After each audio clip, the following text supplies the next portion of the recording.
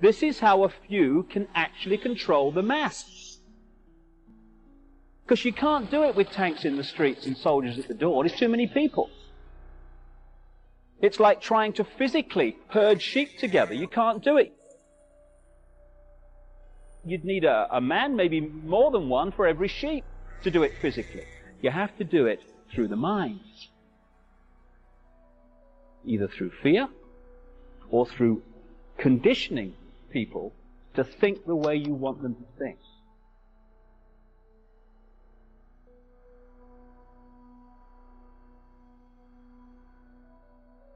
It's one of the things that I think opens up so much to what's really going on in the world is when we realize that the same force controls apparently different organizations. So this giving our mind away, giving our power away, has actually created the vehicle for the few to control the world. And that vehicle is overwhelmingly what I call hassle-free zones, call them comfort zones as well. Every dogma, economic dogma, political dogma, crikey, you could stay here all night.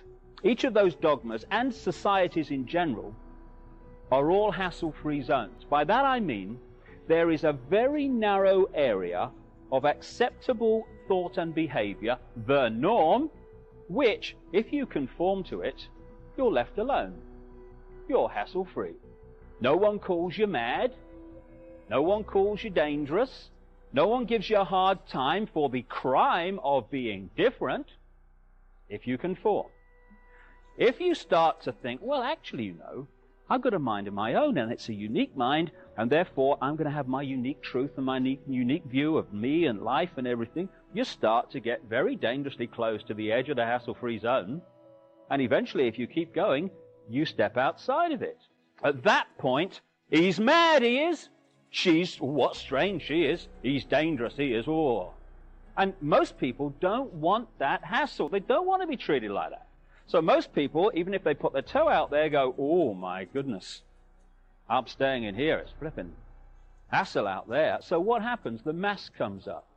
You know, you go down any rush hour in any city in the world, London, New York, Sydney, anywhere, and you see all those hundreds and hundreds and thousands of people coming past in the street. They're not projecting to the world what they really are, what they really feel, what they really want to do with their lives. They've got a mask.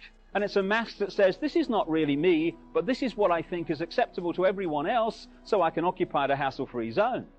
And for me anyway, it's that war in the psyche between that part of us that I call I am me, I am free, that wants to flow with our uniqueness. The war between that and the part of our psyche I call, oh my God, which is at the heart of emotional, mental, and therefore physical dis-ease in the world. And what it's also created is a mass schizophrenia. Because not only are we slaves to impose thought and behavior as a human race, we're also the police force of all the other slaves. In other words, what will the other slaves to impose thought and behavior think about me escaping from it? We police each other. It's like having a cell full of prisoners, and one of the prisoners finds a means of escape. It's all the other prisoners that run to block the exit. We are both the slaves, the prisoners to this imposition, and the police force of it. Because everyone seems to be trying to tell everyone else what is right and wrong, what is moral and immoral, what's right for them, what they should do, what they must do, what they ought to do. And as a result of that, we're actually manipulating each other without realizing it. And within this hassle-free zone, tremendous manipulation and indoctrination goes on. This hassle-free zone you could describe as the public arena. And if you look at the media, what is the media? The media is the collective police force of the hassle-free zone for anyone who steps out of it in public. People think, you know, when you say the media is controlled and the media is part of this manipulation, that you must therefore be saying that there is a manipulator in every newsroom all over the world standing behind journalists saying, no, no, can't write that, you changed that, this is what I'm telling you, you write that, okay, that's fine. You don't need all that. Once the structure, the mindset is there, then the media just does it without manipulation. But in general, what does the media do? It defends and uses as its point of reference from which it judges everyone and everything the norm in society. In other words, what the hassle-free zone says is reality. And there are several key mind manipulation techniques which are very, very powerful propaganda tools. The most effective and the most powerful, and it's used on us all the time, is something I call problem, reaction, solution. It's a mind manipulation technique that avoids not only opposition to what is the goal of the manipulators, it actually manipulates people to demand they do what they want to do anyway. And it's happening all the time. Once you see this technique and how it works, you watch the news and read the newspapers in a completely different light because you start to see it happening. It works like this. You start by secretly creating a problem in the world and making sure someone else is blamed for it in the public arena, in the public mind. It could be a run on a currency, it could be a government collapse. The problem's created secretly. You then use the media, which isn't difficult, to wind up public opinion in relation to your manufactured problem to the point where public opinion utters the classic words, something must be done, this can't go on, which is always followed by, give my power away, what are they going to do about it? And at that point, those who created the problem and got someone else to be blamed for it wound up that public reaction, then openly in the public arena, in the parliaments of the world, in the newspapers and on the television, offer the solutions to the problems they have created. And in doing so, they get vast numbers of people to demand what they want to do anyway.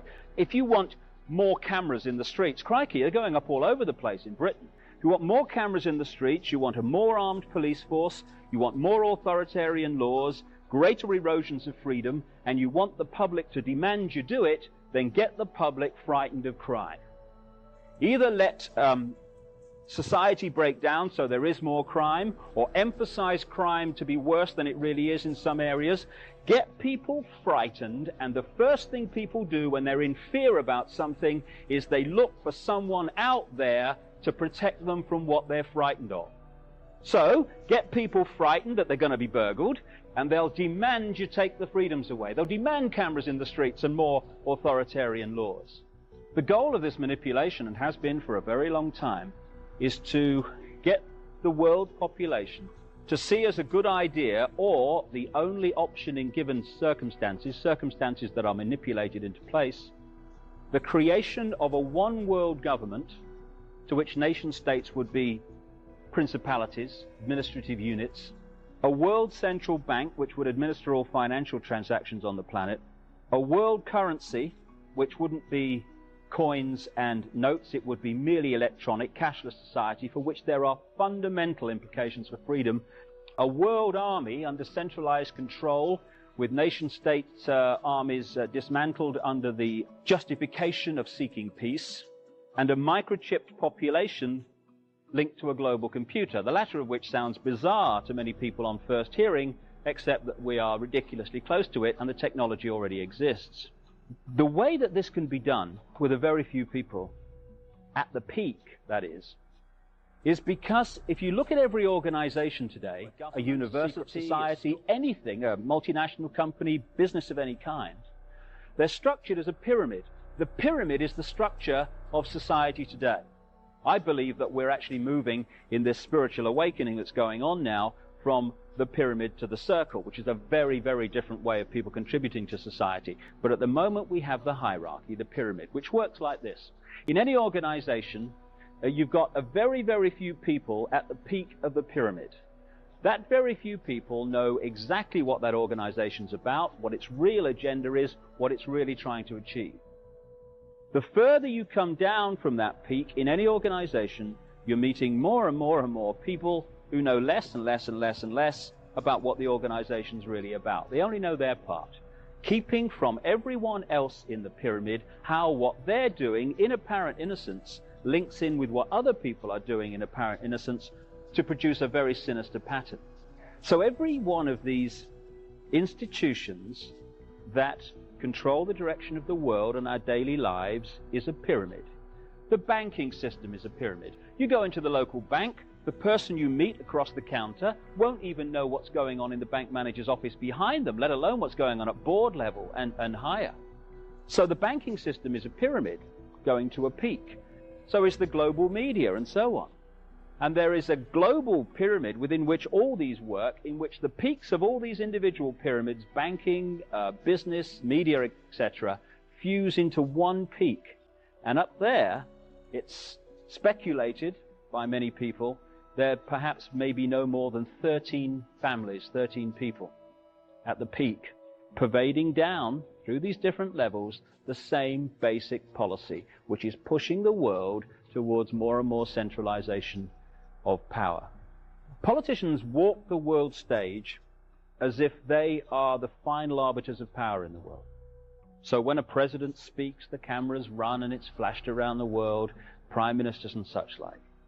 The media report the world as if presidents and prime ministers are the final arbiters and decision makers in the world, which means that the people above the level of presidents and prime ministers that really make the decisions, they're never looked at or exposed by the mainstream media because they're not accepted to exist. And yet, who decides who becomes president of the United States or even runs for president? Those who control the money, cuckoo land it is to run for president, and those who control the media. Same people control both. So they decide not only who runs for the Republicans, they decide who runs for the Democrats as well, and so it is around the world.